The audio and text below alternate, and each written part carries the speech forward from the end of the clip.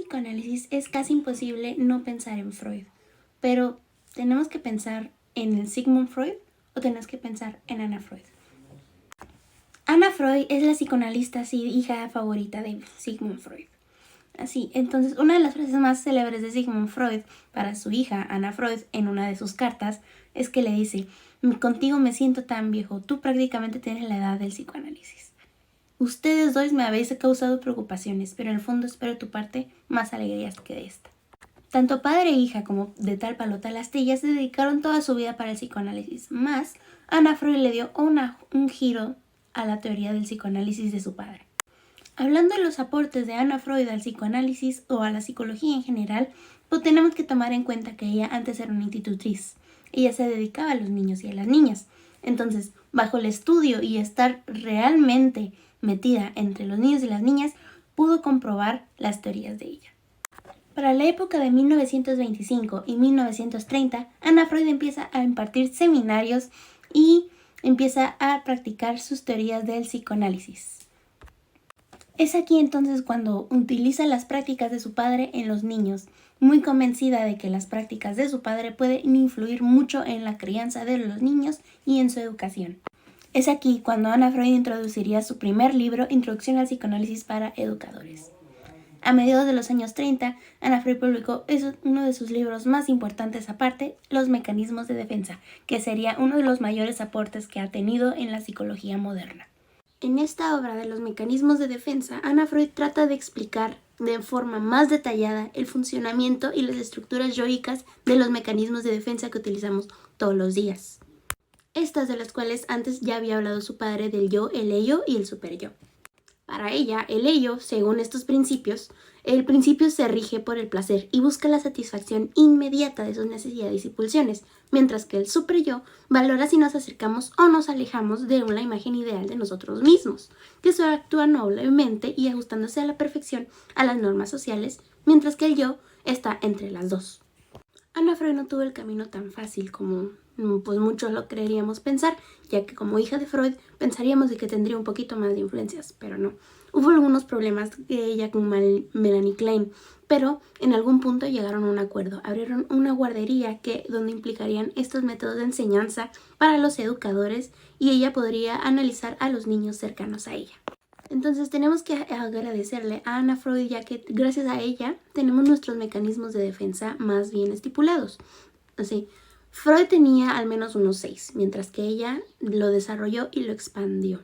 Entonces, hasta la fecha, el psicoanálisis en el modo de terapia sigue utilizando estos mecanismos de defensa gracias a Anna Freud.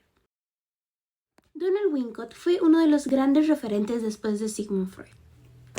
Utilizando la corriente psicoanalítica de Freud, él estudió los efectos de la separación durante la Segunda Guerra Mundial, de la separación entre padres e hijos. Impresionante, ¿no? Bueno, él estaba estudiando y participando en los programas de acomodación en menores después de la Segunda Guerra Mundial, niños judíos, etcétera, etcétera.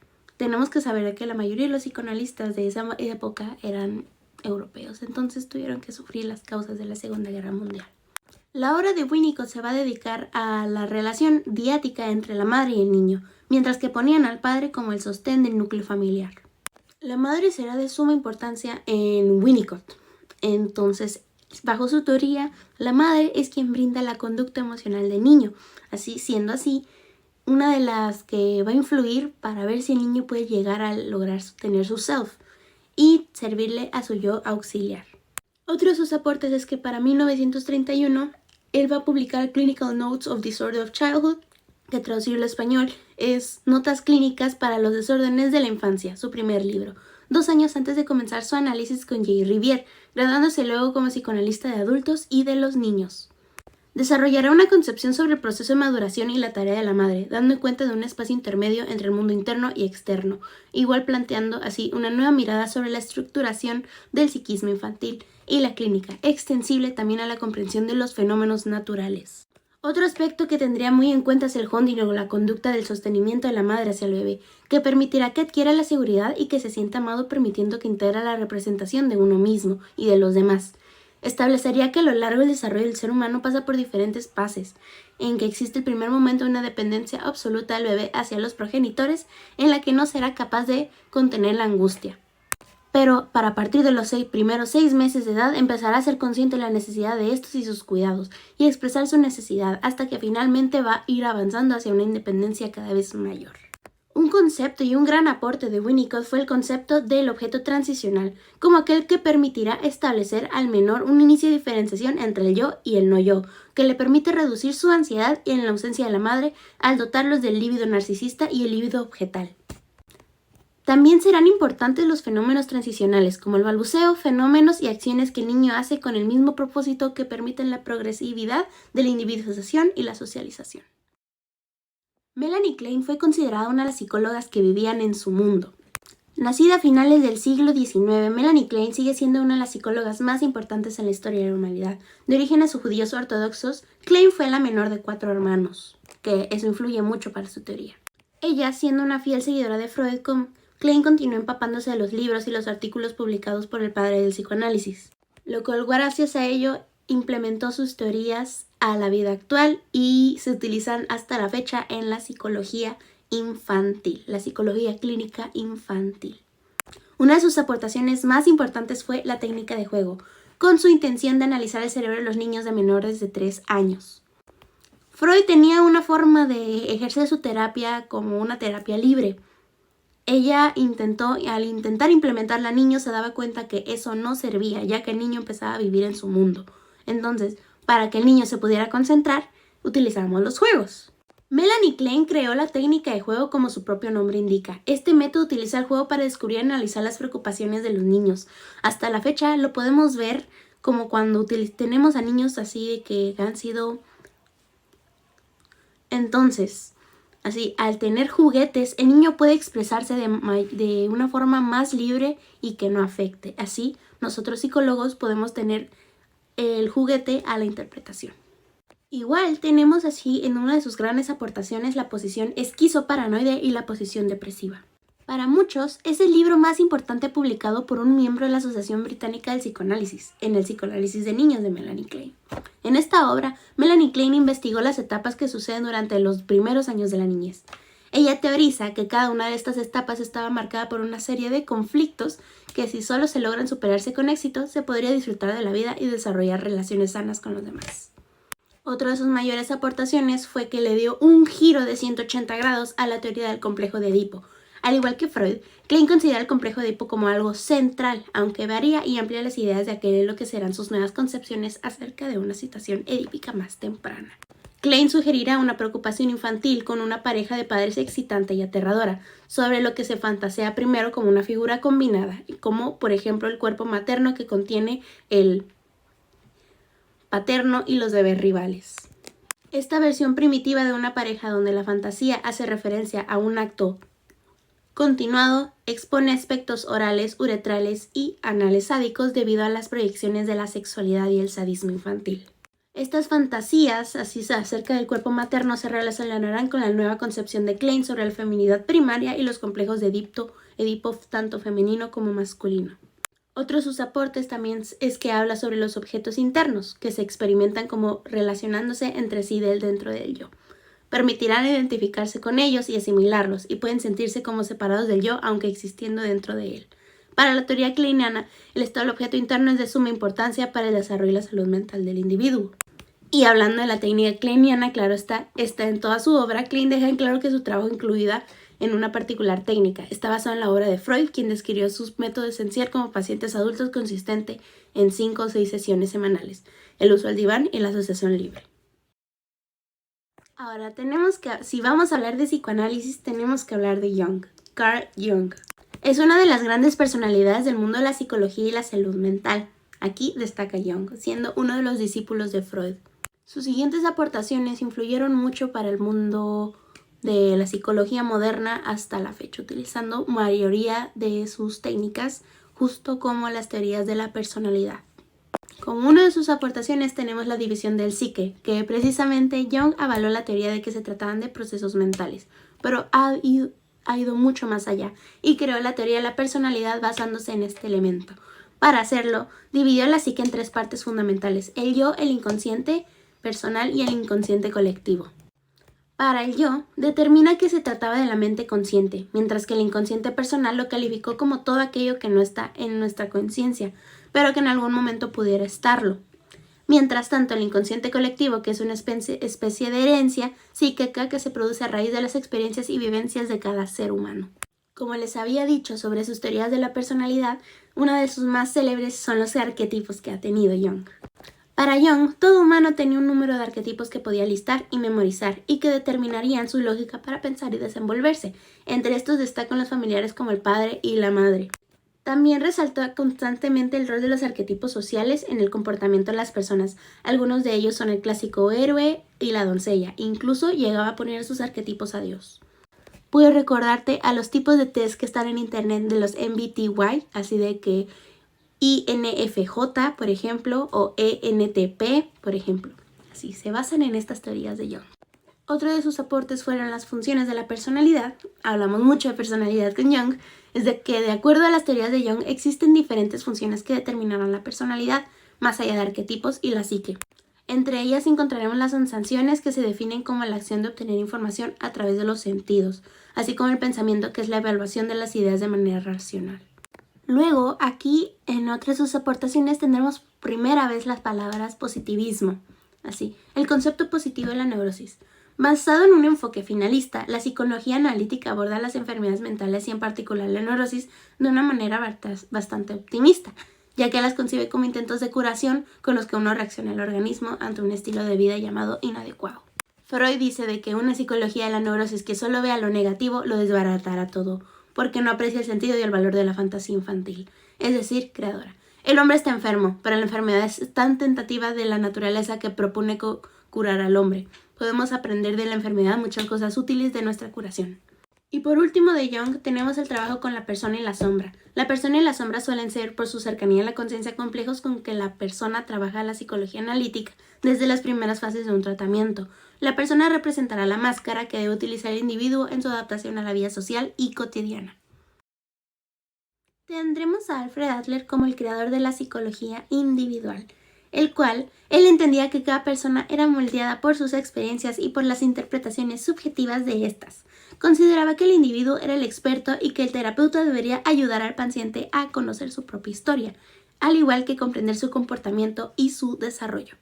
Sus aportaciones y, como les he dicho, la psicología individual. El médico austríaco creía que cada individuo es único y que su comportamiento y desarrollo deberían entenderse en el contexto de su historia de vida y sus objetivos personales. En relación a lo anterior, es que Adler entendía que las personas eran expertas en sí mismas y que la tarea del terapeuta, como les había dicho anteriormente, era que él debía explorar sus experiencias y ayudarle a comprenderse a sí mismo. Adler introduciría un nuevo concepto, el cual sería el complejo de inferioridad, el cual se refiere a una sensación constante de insuficiencia y a la preocupación excesiva por las deficiencias percibidas. Este complejo obviamente es una fuente de problemas psicológicos, a lo cual la psicoterapia debería plantearse como un objetivo para estos casos: superar este complejo y alcanzar un sentido de autoestima saludable y competencia. Para esto introduce otra cosa, el cual es la compensación, que el médico austríaco desarrolló esta idea de compensación. Según esta idea, los seres humanos intentamos compensar nuestros sentimientos de inferioridad a través del desarrollo de habilidades y comportamientos que son capaces de contrarrestar esta debilidad. Esta compensación puede llevar a la superación de las limitaciones percibidas, pero también en algunos casos puede llevarnos a comportamientos problemáticos si la compensación es inadecuada. Podríamos pensarlo como si es que compensamos nuestra falta de cabello con un maquillaje bonito, o compensamos nuestra falta de tener habilidades para el deporte con la música, con las calificaciones, etcétera, etcétera. Son ejemplos. Tendremos, como los otros psicólogos, su tipo de terapia, la terapia adleriana, que se basa en la relación terapéutica colaborativa en la cual el terapeuta y el paciente trabajarán juntos para explorar la historia de vida del cliente, sus objetivos y su estilo de vida. A través de la autoexploración y la comprensión de los patrones de comportamiento es que los pacientes pueden desarrollar una mayor autoconciencia y hacer cambios positivos en su vida por sus propios méritos. Como una de sus mayores aportaciones sería el Social Interest: A Challenge to Mankind, el interés social a un desafío para la humanidad, es que su obra que en esta obra Adler destaca la importancia del interés social como una fuerza motivadora positiva en la vida de las personas y aboga por una sociedad en la cual el bienestar común fuera una prioridad. Con nuestro antepenúltimo autor tenemos a Erik Erikson, que fue un psicoanalista alemán que realizó grandes aportes para la comprensión de la mente humana. Para empezar con sus aportaciones tenemos que hablar con la primera, que sería la teoría del desarrollo psicosocial. Dicha teoría es una reinterpretación de las fases del desarrollo psicosexual planteadas por Sigmund Freud, pues Erikson pone en énfasis en el desarrollo personal que se realiza a través de las interacciones sociales. Con otras de sus aportaciones tendremos que ver que él enfatiza en la comprensión del yo. Erikson asume que el yo es una fuerza intensa capaz de reconciliar fuerzas sintóticas y distónicas. Además, tendría la capacidad de resolver las crisis derivadas del ámbito genético, cultural e histórico de cada individuo. Para uno de sus mayores apartes, entonces tendríamos los 8 estadios de lo psicosocial, el cual sería una vuelta para la teoría psicosexual de Freud. Para 1950, el psicólogo y psicoanalista alemán Erik Erikson explicó la teoría del desarrollo psicosocial. En ella establecerá 8 etapas por las cuales una persona pasa a lo largo de su vida. Esas etapas ocurren desde el momento del nacimiento hasta la vejez. Se trata de una de las teorías sobre el desarrollo humano más aceptadas y reconocidas dentro de la psicología del desarrollo o la psicología evolutiva.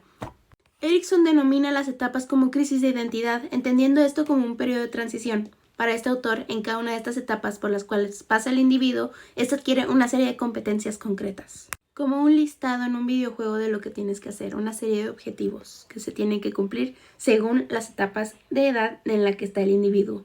Luego tenemos el logro de identidad, que desde la perspectiva de la psicología del desarrollo y la formación de la identidad es una de las tareas más importantes de la adolescencia, siendo este uno de sus aportes al igual que de sus teorías. Se estudiará la adolescencia como un periodo de búsqueda de una identidad, una búsqueda que atravesará varias crisis. En la forma en la que se vayan resolviendo, van a ir configurando su identidad hasta desembocar lo que Erikson, en el 2008, llama el logro de identidad. Aquí el adolescente, por ejemplo, va a poner en duda lo que se transmite de sus padres o la sociedad o sus maestros, y con la finalidad de saber quién es, cómo a pesar de compartir múltiples cosas con personas, sin embargo, diferentes. Abandona actitudes propias de la infancia para asumir otras actitudes del mundo adulto. En definitiva, se trata de, volviendo a Erikson, saber quién soy. Y por último, es que a pesar de ser alemán, él prácticamente trajo el concepto del yo a la psicología norteamericana. Enfatiza la comprensión del yo como una fuerza intensa, como una capacidad organizadora de la persona, capaz de reconciliar las fuerzas sintóticas y distónicas, como así había ya dicho. Al igual, entonces, para los americanos este era un término muy nuevo. Tendremos que tener en cuenta, como ya había dicho anteriormente en los otros autores, es que la mayoría de estos autores vienen de Europa. Por primera vez empieza la psicología norteamericana y a evolucionar. Erich Fromm participaría en el enfoque del psicoanálisis para hacerlo virar una visión mucho más humanista del ser humano. Para Fromm, la psique humana no puede explicarse simplemente proponiendo ideas acerca de cómo lo hacemos para conjugar nuestros deseos inconscientes con la aprehensión del entorno y la cultura, sino que para entenderla hay que saber cómo lo hacemos para encontrar sentido en la vida, tal y como proponían los existencialistas. Tomando en cuenta que él era un psicoanalista y era humanista, Erich Fromm partía del enfoque del psicoanálisis para hacerlo virar una visión mucho más humanista del ser humano. Fromm decía que la psique humana no puede explicarse simplemente proponiendo ideas acerca de cómo lo hacemos para conjugar nuestros deseos inconscientes, sino que hay que entenderla, también cómo lo hacemos para encontrar el sentido de la vida, justamente como había dicho. Él igual tendría optimismo en su teoría como Jung tenía su positivismo. En la vida, Fromm decía que estaba irremediablemente ligada a los momentos de la frustración, dolor y malestar, pero nosotros podíamos decidir cómo es que eso nos podría afectar o no. El proyecto más importante de cada persona consistiría, según este psicoanalista, en hacer que estos momentos de incomodidad encajen en la construcción de nosotros mismos, es decir, en el desarrollo personal. Fromm era uno de los pioneros de la renovación. Fromm se oponía a la visión reduccionista del psicoanálisis que se detallaba que el ser humano estaba condicionado por un conjunto de fuerzas inconscientes que no pueden ser controladas por la fuerza de nuestra voluntad consciente. Frente a esta oposición surgió el psicoanálisis humanista. Como otra de sus aportaciones, Fromm tendría la libertad del hombre como punto central de su teoría, buscando que el hombre trascendiera de los determinismos de su propia biología y de la sociedad. Frente a ello, Desde el punto de vista sociocultural, el máximo objetivo de Fromm no sería lograr un ajuste o una adaptación social, sino la integridad del individuo en sí mismo. Por otro lado, desde un punto de vista biológico, hace énfasis en el origen de los problemas psíquicos. No se sustenta únicamente en la condición orgánica. Tendremos que tener en cuenta para esto que Fromm era un sociólogo, mientras otros psicólogos tendrían bases psiquiátricas o médicas, él sería sociólogo. Y como punto para culminar sus aportaciones en el mundo de la psicología moderna, tenemos El arte de amar, un libro que Erich Fromm publicó en 1956 que tuvo una gran repercusión, convirtiéndose en un bestseller, debido a que permitió a varias generaciones a poder reflexionar sobre uno de los temas más importantes de nuestra razón de ser, el amor. Este libro ayudará al lector a cuestionarse sobre algunos aspectos del amor que pueden parecer sencillos a primera instancia, como qué significa amar, cómo desprendemos de nosotros mismos para experimentar este sentimiento, además que manifiesta las distintas formas de expresión de amor, como el amor fraternal, parental o del uno mismo, siendo una de las partes más importantes de su libro sobre cómo nosotros expresamos nuestro amor, cómo hacerlo por actos de servicio, por actos físicos, etc. Y como nuestro último autor tendremos a Jacques Lacan, que es uno de los máximos exponentes del psicoanálisis actual. Increíble, ¿no? Y se puede decir que es del mundo contemporáneo, tiene una duda en él. Aún no ha sido plenamente comprendido ni entendido. Tampoco valoramos los enormes aportes que ha dejado en el psicoanálisis y la lingüística en los vínculos importantes, pero aún así es importante conocer de él y sus aportaciones al mundo de la psicología. Una de sus mayores aportaciones sería la teoría del espejo, que en esta teoría postula que cuando nos relacionamos con personas con defectos similares, estos nos van a molestar porque actúan como un espejo. Igual que no nos gusta ver el espejo donde estamos mal peinados, tampoco queremos reconocer que esta persona antipática quizás se nos parezca. Lo que nos desagrada de los demás es de aquello que no nos gusta de nosotros. Si lo vemos como un gran ejemplo, una persona que hace amistades con la que no se siente valorado puede pensar que tiene mala suerte a la hora de ser amigos. Por el contrario, si aplicamos el efecto espejo en psicología, quizás se descubra que esas amistades están siguiendo un patrón y son un reflejo de su baja autoestima. Otra de sus aportaciones sería el concepto del padre, en el nombre del padre. El concepto del padre para Lacan es revolucionario dentro del campo del psicoanálisis. Para Lacan el padre es una figura fundamental desde el primer instante de la vida del bebé, no como otros autores que ponen que la principal figura sería la mamá y el padre llegaría tiempo después. Entonces, él empieza por plantear que si el padre desea a su hijo, desea que nazca, desea que viva, desea darle su apellido. El bebé se va a dar cuenta en ese momento. El bebito va a recibir lo que él llamó, el nombre del padre. Va a recibir la certeza de que él es bienvenido a esta vida. Para estos momentos, si es que se cumple, el bebé será un bebé feliz porque va a saber que pertenece a una familia, que pertenece a una estirpe, que tiene el apellido de quien es de su familia y que su padre fue perecejo y su abuelo también lo fue y su bisabuelo también. Y así sucesivamente siguiendo una línea que se desarrolla por este lado y que el niño siente de alguna manera esta trascendencia. Otro de sus aportes sería la concepción lacana del amor. Él decía que hay dos formas de amar. Una es la forma posesiva, la egoísta, y la otra segunda forma es el amor evanescente. El bebé nacerá y desarrolla su estilo propio de su edad, que consiste en este amor posesivo, pero en el momento de su desarrollo a los 5 años de edad, se produce una transformación de su interior y él cambia, y él empieza a amar de otra forma. Deja de ser posesivo y pasa a buscar otro tipo de amor. Podría ser los amores de amistad, el amor fraternal, etcétera, etcétera. La teoría lacaniana, que obviamente Lacan tendría su propia teoría, demuestra que ciertos objetivos y técnicas utilizados con los neuróticos son inaplicables con los psicóticos. Estas técnicas no solo son inaplicables, sino que incluso pueden llegar a ser muy peligrosas, puesto que pueden disparar un brote psicótico. Ya les había dicho que Lacan era una persona que todavía no se comprendía. Y por último, que para su teoría, una de las características de la psicoterapia de Lacan es que en la terapia psicoanalítica de lo marcado enfoque lacaniano es conocido como un corte de sesión o la escasión. Se dice que la utilidad de este corte es puntuar en hacer hincapié a una verbalización llevada a cabo por el paciente y que guarda una enorme relación con los conflictos intrapsíquicos de esta. En resumen de todo esto es que tenemos en cuenta que el psicoanálisis ha dejado un legado muy duradero, que hasta la fecha se sigue utilizando. Muchos pensarían que puede llegar a ser obsoleto y todo, pero no. En la psicología moderna ha diversificado sus métodos y enfoques para adaptarse a las necesidades cambiantes de la sociedad. Eso significa que el psicoanálisis seguirá siendo uno de los padres en la psicoterapia clásica.